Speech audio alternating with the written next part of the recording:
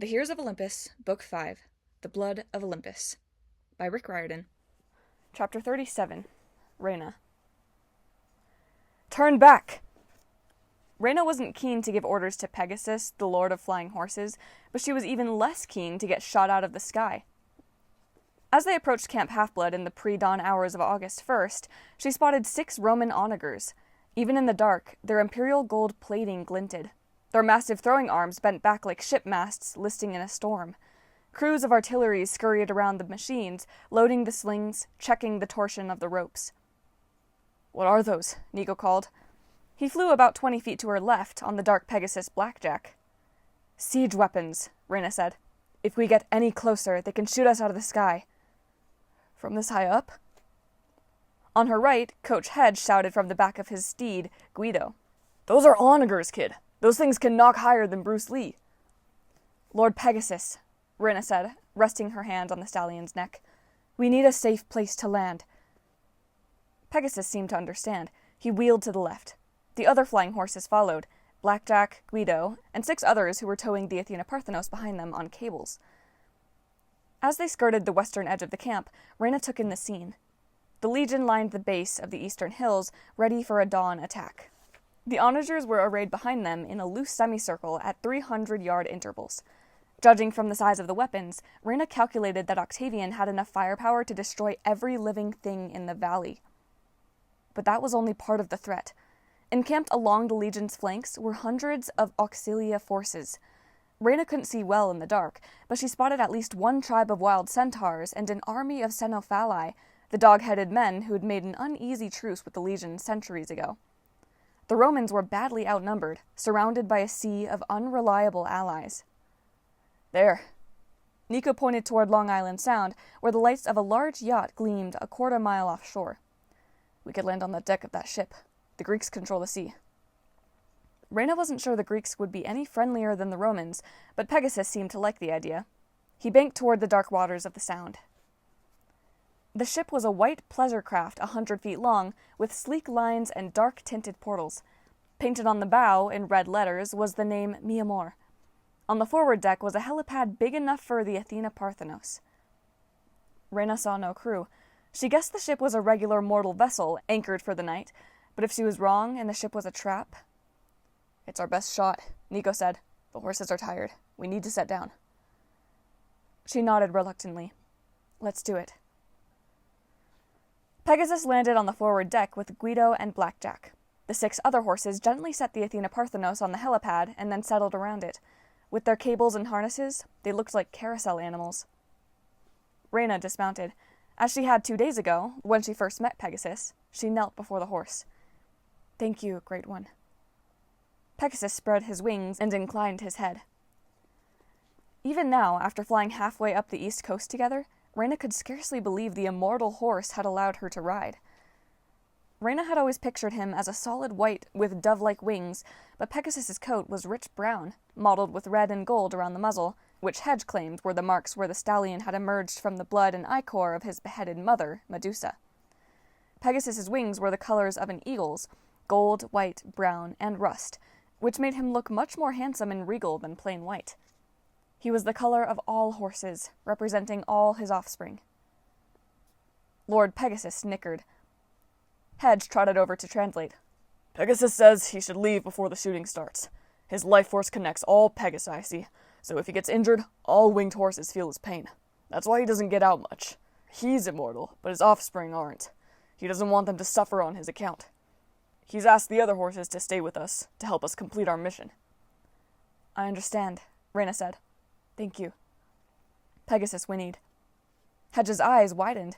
He choked back a sob, then fished a handkerchief out of his backpack and dabbed his eyes. "Coach?" Nico frowned with concern. "What did Pegasus say?" He says he didn't come to us in person because of my message." He turned to Reyna. "He did it because of you. He experiences the feelings of all winged horses. He followed your friendship with Scipio. Pegasus says he's never been more touched by a demigod's compassion over a winged horse. He gives you the title Horse Friend. This is a great honor." Reyna's eyes stung. She bowed her head. "Thank you, Lord." Pegasus pawed the deck. The other winged horses whinnied in salute. Then their sire launched himself upward and spiraled into the night. Hedge stared at the clouds in amazement. Pegasus hasn't shown himself in hundreds of years. He patted Reyna on the back. You did good, Roman. Reyna didn't feel like she deserved the credit for putting Scipio through so much suffering, but she forced down her feelings of guilt. Nico, we should check the ship, she said. If there's anyone aboard. Way ahead of you. He stroked Blackjack's muzzle. I sensed 2 mortals asleep in the main cabin. Nobody else. I'm no child of Hypnos, but I've sent some deep dreams their way. Should be enough to keep them snoozing until well after sunrise. Reyna tried not to stare at him. In the last few days, he'd gotten so much stronger. Hedge's nature magic had brought him back from the brink. She'd seen Nico do some impressive things, but manipulating dreams? Had he always been able to do that? Coach Hedge rubbed his hands eagerly. So when can we go ashore? My wife is waiting. Reyna scanned the horizon. A Greek trireme patrolled just offshore, but it didn't seem to have noticed their arrival. No alarm sounded, no signs of movement along the beach. She caught a glimpse of silver wake in the moonlight, a half-mile to the west. A black motorboat was speeding toward them with no running lights. Reyna hoped it was a mortal vessel. Then it got closer, and Reyna's hand tightened on the hilt of her sword. Glinting on the boat's prow was a laurel wreath design with the letters SPQR. The Legion has sent a welcoming committee. Nico followed her gaze. I thought the Romans didn't have a navy. We didn't, she said. Apparently Octavian has been busier than I realized. So we attack, Hedge said, because nobody's standing in my way when I'm this close. Reyna counted 3 people in the speedboat.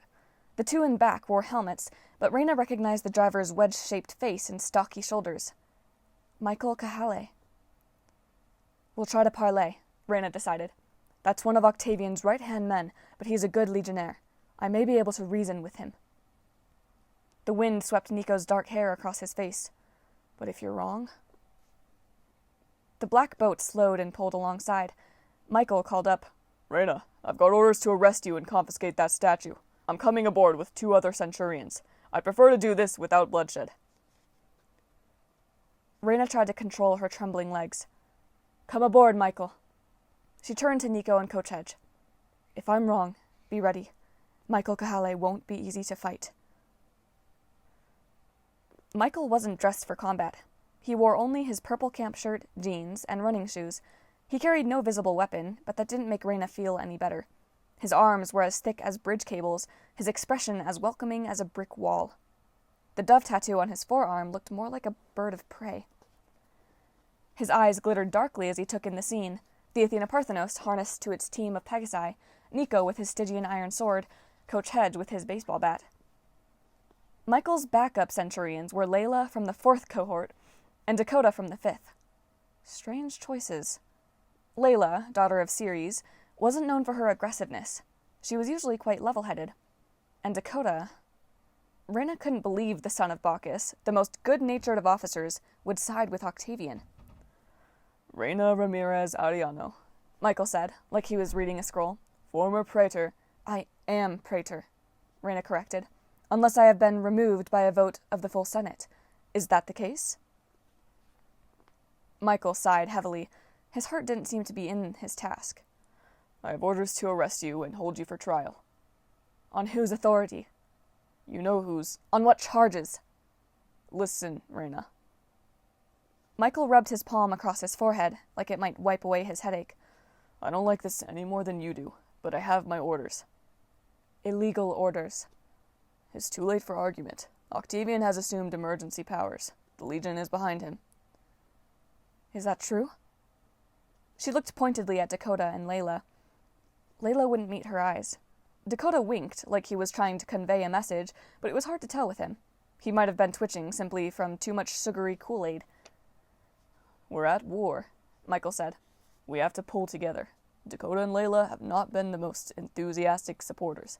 Octavian gave them this one last chance to prove themselves. If they help me bring you in, preferably alive, but dead if necessary, then they keep their rank and prove their loyalty. To Octavian, Reyna noted, not the Legion. Michael spread his hands, which were only slightly smaller than baseball mitts. You can't blame the officers for falling into line. Octavian has a plan to win, and it's a good plan. At dawn, those onagers will destroy the Greek camp without a single loss of Roman life. The gods should be healed. Nico stepped in. You'd wipe out half the demigods in the world, half the gods' legacy, to heal them?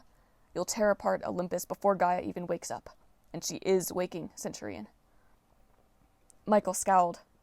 Ambassador of Pluto, son of Hades.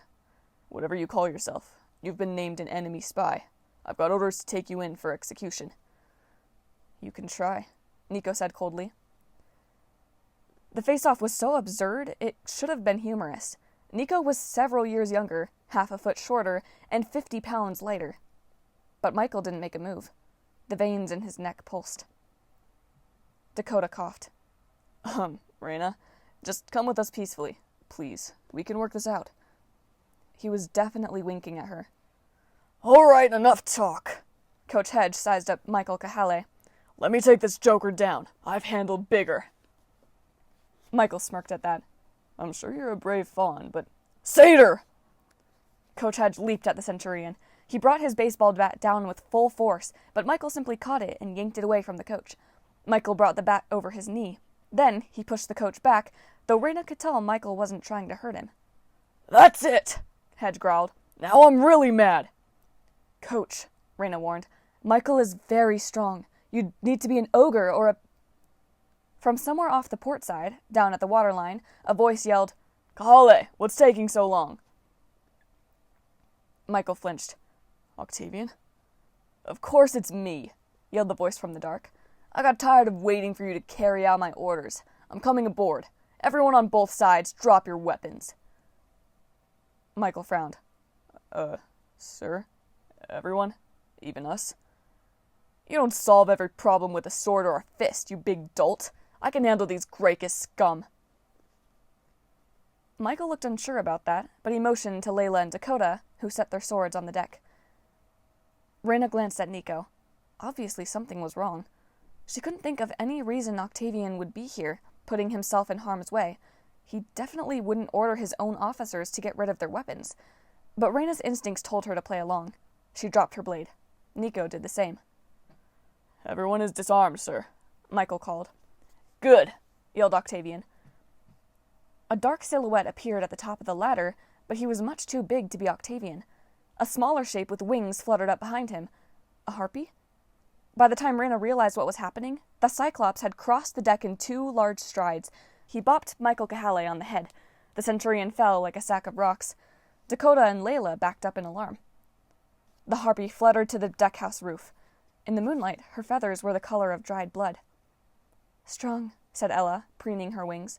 Ella's boyfriend is stronger than Roman's. Friends! Boomed Tyson the Cyclops. He scooped up Reyna in one arm and Hedge and Nico in the other. We have come to save you. Hooray for us!